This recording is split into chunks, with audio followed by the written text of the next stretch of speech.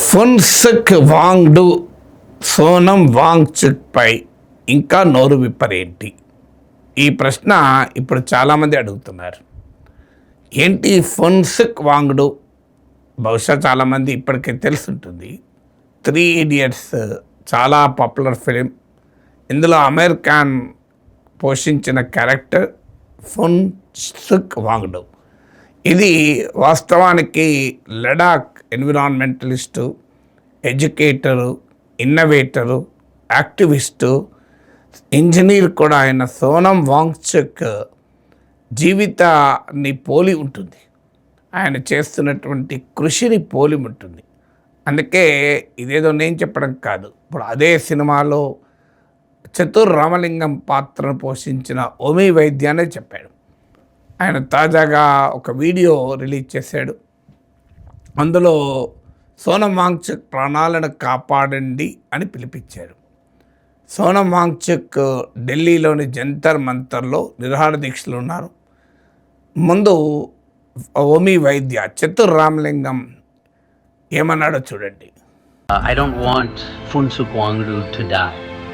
Hello idiots, Pehchana. This is Omi Vaidya, Chatur from 3 Idiots and Sadiq from The Office, and I have an important message for you. Yes, and I don't really do this very often, so please listen up. Did you know that Funsuk Wangdu from 3 Idiots, the character that Amir Khan plays, is actually based on a real-life Ladakhi engineer, innovator, educator, reformer named Sonam Wangchuk? I've met this guy. He's a pretty interesting character. He has done some incredible stuff in his life, and he seems pretty humble, which is kind of fantastic. I suggest you look him up and see what he's up to, because right now he is on a very long hunger strike. It's over many weeks, and his blood sugar has gone down very much. I don't know if you've heard about this. I don't know if the media is reporting this, but this is a pretty important thing. Now, why is he on the hunger strike? Well, he has some issues with the education system in India. He has some issues with independence for Ladakh and environmentalism. And whether you agree with him or not, I don't really want this guy to die. I think he's a pretty impressive person, and I would like for him to live. We're just regular people, and we have regular lives, and sometimes we're too busy to deal with this stuff. But if you look into these issues, I think that you may agree with him, and you may see you having the same issues, or your family members or your friends, or maybe you had these issues in the past. So if you have a second to just stop, put down your work from the new project at work that needs to be completed, or the household duties, or whatever that you need, and just take a look at what's going on right now. I think it would be really important for you, because I don't want Funsuk Wangdu to die, and I don't think you want him to either. So let's see what we can do. Please retweet, please post on your Instagrams, and if you really care, you can even reach out to your local government officials, your national government officials, and tell them that this is something needs to be done about these issues, about Sonam Wangchuk, because these things matter. I think they matter, and I hope that you think they matter too. All right? This tofa that I've given you, uska kabul karo. All right? All right. Thank you guys so much. So చాలా స్పష్టంగా చతుర్ రామలింగం పిలిపిస్తున్నాడు. ఫున్సుక్ వాంగ్డు ప్రాణాలు పోకుండా చూడండి. ఆయన పోరాడుతున్న issues పైన ఒక్క క్షణం ఆలోచించండి. మీరు ఎంత పని బిజీలో ఉన్నా ఒక్క సెకండ్ ఆపండి. ఆపి ఫున్సుక్ వాంగ్డు ఆరోగ్య స్థితి రోజుకు క్షీణిస్తోంది, అంటే సోనం వాంగ్చుక్ ఆరోగ్య స్థితి రోజుకు క్షీణిస్తోంది. సో ఆయన ప్రాణాలకు కాపాడాలి. ఒక్కసారి ఆలోచించండి, ఆయన ఏ అంశాలపైన రైజ్ చేస్తున్నాడు. ఆయన ధర్మేంద్ర ప్రధాన్ రాజీనామా కోరుతున్నాడు. సో విద్యారంగ అంశం పైన మాట్లాడుతున్నాడు, లడాక్ అటానమీ గురించి మాట్లాడుతున్నాడు, పర్యావరణ వినాశం గురించి మాట్లాడుతున్నాడు. ఆయన అభిప్రాయాలతో మీరు ఏకీభవించకపోయినా ఆయన ఆ ఫున్సుక్ వాంగ్డు ప్రాణాలైతే కాపాడమని అడుగుదాం, ఒక సెకండ్ ఆలోచించండి అంటూ చతుర్ రామలింగం పిలిపించాడు. సినిమాలో ఒక రకంగా 3 Idiots చూసిన వారికి తెలుసు, చతుర్ రామలింగం ఒక రకంగా విలన్ క్యారెక్టర్, కానీ హీరో క్యారెక్టర్లో ఉన్నది అమీర్ ఖాన్, ఫున్సుక్ వాంగ్డు. కానీ ఆ ఫున్సుక్ వాంగ్డు మాత్రం ఇప్పటి వరకు మాట్లాడలేదు. ఇంకా నేరుగా సోనం వాంగ్చుక్ క్యారెక్టర్నే పోషించారు. కానీ అమీర్ ఖాన్ మాట్లాడితే ఇకోసిస్టమ్ అమీర్ ఖాన్ కదా అని తిరగబడుతుంది అనుకునే మొహమాటాలు ఉన్నాయేమో తెలియదు. కానీ అమీర్ ఖాన్ లాంటి వాళ్ళు మాట్లాడడం ఎందుకు అవసరము అంటే, సమాజంలో ఇన్ఫ్లుయెన్సర్లకు బాధ్యత ఉంటుంది. మీరు సోనం వాంగ్చుక్ జీవితాన్ని చూసి ఇన్స్పైర్ అయ్యి ఆ పాత్ర సృష్టించారు కదా 3 Idiotsలో, ఆ పాత్ర మీరు అమీర్ ఖాన్ పోషించారు కదా. సో సినిమా ప్రపంచంలో ఉన్న వారికి రియల్ ప్రపంచంలో జరుగుతున్నవి ఎప్పుడు కూడా ఇన్స్పిరేషన్గా ఉంటాయి.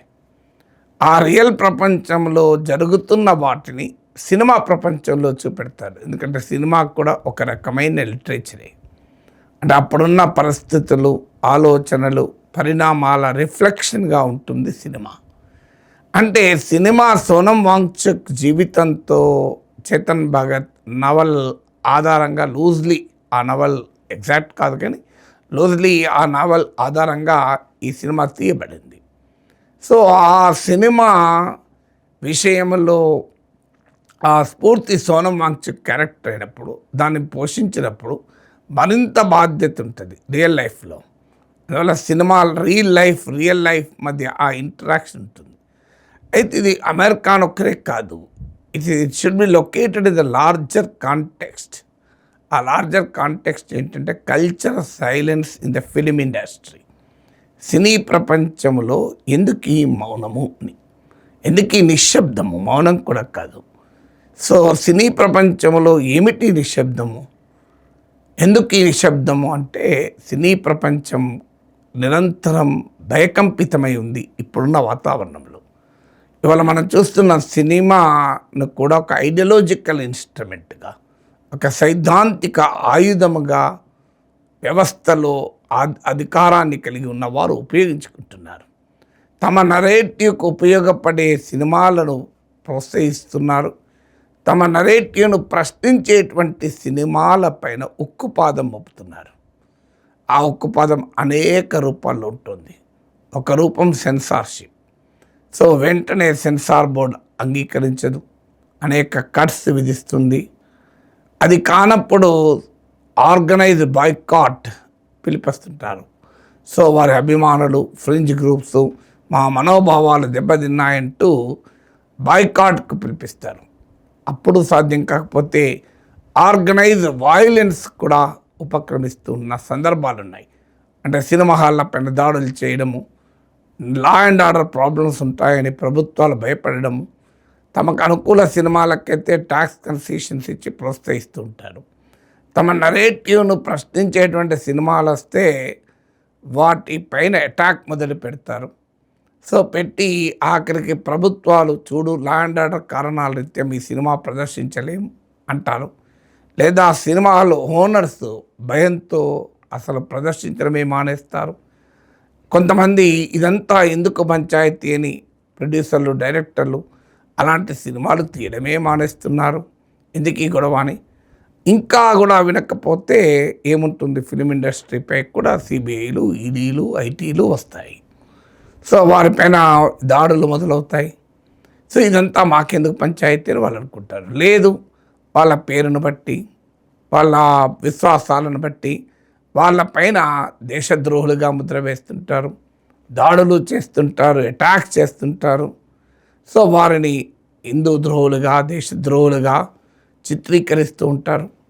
సో సమాజంలో పేరున్నటువంటి ఫిలిం సెలబ్రిటీస్ మాకెందుకు ఈ గొడవ, అసలు నిశ్శబ్దంగా ఉంటే సరిపోతుంది కదా అని సినిమాలో చూపెట్టడానికే భయపడుతున్న వేళ ఒక క్లైమేట్ ఆఫ్ ఫియర్ మన దేశంలో ఉండగా ఇక నిజ జీవితంలో వచ్చి బహిరంగంగానే సోషియో పొలిటికల్ ఇష్యూస్ పైన, ఎకనామిక్ ఇష్యూస్ పైన మాట్లాడాలంటే ఓ ప్రకాష్ రాజు, ఓ జావేద్ అఖ్తరో ఇలాంటి వాళ్ళు ప్రశ్నిస్తూ ఉంటారు, ప్రభుత్వాలు నిలదీస్తూ ఉంటారు.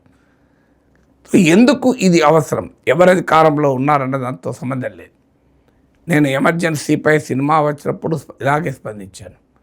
లేదా ఏ సినిమా అయినా ఇష్యూ ఏంటంటే సినిమా విషయంలో ఆర్టిస్టిక్ ఫ్రీడమ్ ఏంటి, సమాజానికి ఆర్టిస్టిక్ ఫ్రీడానికి ఉన్న రిలేషన్షిప్ ఏంటి అని. కానీ ఒక పొలిటికల్ నరేటివ్కు అనుగుణంగా సినిమా రంగం మొత్తం నడవాలి అనుకోవడము ఛాలెంజ్. ఎమర్జెన్సీ పైన దాడి జరిగిన, సినిమా పైన దాడి జరిగినా కూడా మనం ప్రశ్నించాల్సిందే. అయితే ఆ సినిమా చరిత్రను ఎలా చూపుతుంది అనేది ప్రశ్న. కావాలని సోషల్ మీడియాలో ట్రోలింగ్ లాగా సినిమాకు కూడా ట్రోలింగ్ పీస్ అయింది అనుకోండి, దాన్ని ఎట్టి ప్రశ్నలు అంగీకరించలేము. మీరు ఒక డిఫరెంట్ నరేటివ్స్ వేరు, ట్రోలింగ్ వేరు.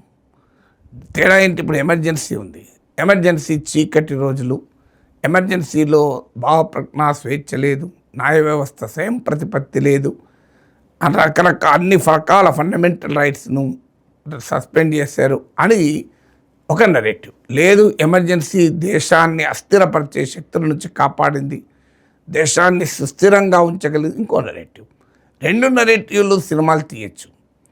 కానీ ఎప్పుడది ట్రోలింగ్ అవుతుంది అంటే లేని అంశాలు కూడా ఉన్నట్టుగా చూపెడితే. సో మీకు కేరళ స్టోరీ పైన చర్చ అదే జరిగింది కదా. జరిగిన లవ్ జిహాద్ కేసులు ఎన్ని అనేది క్వశ్చన్. లాస్ట్కి సినిమా వాళ్ళు ఒప్పుకున్నారు, మేము దాన్ని హైలీ ఎగ్జాగరేట్ చేసి చూపెట్టామని. అంటే 3 కేసులు ఉంటే 30,000 కేసులు ఉన్నాయని చూపెట్టడం, ఇలాంటివి చూపెట్టాము అని అంగీకరించాల్సి వచ్చింది. సో అందువల్ల ఎగ్జాగరేషను, సెన్సేషనలిజము, కంప్లీట్ డిస్టార్షన్ ఆఫ్ ఫ్యాక్ట్స్ ఉన్నప్పుడే సమస్య.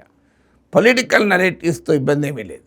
సో వారి పొలిటికల్ నరేటివ్స్తో సినిమాలు తీసుకోవచ్చు. ఒక ఆర్టికల్స్, భిన్నమైన పొలిటికల్ నరేటివ్తో ఆర్టికల్స్ రాయొచ్చు, టీవీలో మాట్లాడుకోవచ్చు, పుస్తకాలు రాయొచ్చు, అలాగే సినిమాలు కూడా తీయచ్చు. Cinema is also a medium. కానీ సినిమాలోనైనా, టీవీలోనైనా, పేపర్లోనైనా డిఫెమేటరీగా ఉండి, లేదు అబద్ధాలు చెప్పి వక్రీకరణ నుండి ట్రోలింగ్ కోసం ఉపయోగించుకుంటే ప్రమాదం. సో బట్ ఏదైనా సినిమా ఇండస్ట్రీ ఎందుకు భయపడుతుంది? దానికి ఆ కల్చరల్ సైలెన్స్ ఇన్ ఫిల్మ్ ఇండస్ట్రీకి ఉన్న కారణాలు అది. ఇవాళ సోనం వాంగ్చుక్ ఒక సాధారణ ఇష్యూ పైన కాదు, పొలిటికల్ అకౌంటబిలిటీని డిమాండ్ చేస్తూ నిరసన చెప్తున్నాడు. మనం చూసాం, దీపికా పదుకొని జేఎన్యూలో పోరాడుతున్న విద్యార్థులకు సంఘీభావం తెలిపితే ఆఖరికి ఆమె సినిమాలపైన, ఆమె సినిమాల్లో పోషించిన పాత్రలపైన, సినిమాలో ఆమె వేషధారణ పైన మామూలు దాడి జరగలేదు. మరి సినిమాలో ఇతర సందర్భాల్లో అలా జరిగిందా ఎప్పుడైనా? సో అది ఏమి మనకు సినిమా గురించి మనందరికీ తెలుసు. కానీ ఎందుకు దీపికా పదుకొని పైన అటాక్ జరిగింది? జావేద్ అఖ్తర్ అయితే ఓపెన్గా చెప్పాడు, నన్ను ఒక సెక్షన్ ఏమో కబ్రస్థాన్ పొమ్మంటుంది, ఇంకో సెక్షన్ ఏమో పాకిస్తాన్ పొమ్మంటుంది, నేను ఎక్కడికి పోవాలో అర్థం కావడం లేదు, నన్ను 2 వైపులా తిడుతున్నారు అంటే నేను కరెక్ట్ ఫామ్లో ఉన్నట్లు అంటాడు జావేద్ అఖ్తర్. నేను వివరించాల్సిన అవసరం లేదు. పాకిస్తాన్ పొమ్మని జావేద్ అఖ్తర్ని ఎవరంటారు, కబ్రస్థాన్ పొమ్మని ఎవరంటారు, మీకు అర్థమై ఉంటుంది. అందువల్ల ఇలా సినిమా వారు సమాజంలో పోరాడుతున్న ప్రజల పక్షాన నిలబడి మాట్లాడితే వారు చాలా ధైర్యం కావాలి. కొన్నిసార్లు వాళ్ళు బాగా నష్టపోతారు కూడా, చాలా ఆర్థికంగా నష్టపోతానికి సిద్ధపడాలి. సమాజంలో ట్రోలింగ్లకు, పోలరైజ్డ్ డిబేట్కు సిద్ధపడాలి. అందువల్ల ఈ పంచాయతీలు మాకెందుకు అనుకొని ఆగుతున్నారేమో. ఎందుకంటే సోనం వాంగ్చుక్ రైజ్ చేసిన అంశం కేంద్ర మంత్రి ధర్మేంద్ర ప్రధాన్ నీట్ దానికి నిరసనగా నీట్ బాధ్యత వహిస్తూ మారల్ రెస్పాన్సిబిలిటీతో రాజీనామా చేయాలని. సో కాక్రోచ్ జనతా పార్టీ చేపట్టిన నిరసనలో సోనం వాంగ్చుక్ పాల్గొంటున్నారు. ఆయన ఇప్పుడు 16th డే ఫాస్టింగ్, ఇప్పటికే 9 కిలోలు తగ్గాడంటున్నారు. ఆయన ఆరోగ్యం ప్రమాదకరంగా ఉంది. నేను దానిపైన సెపరేట్గా కూడా వీడియో చేశాను.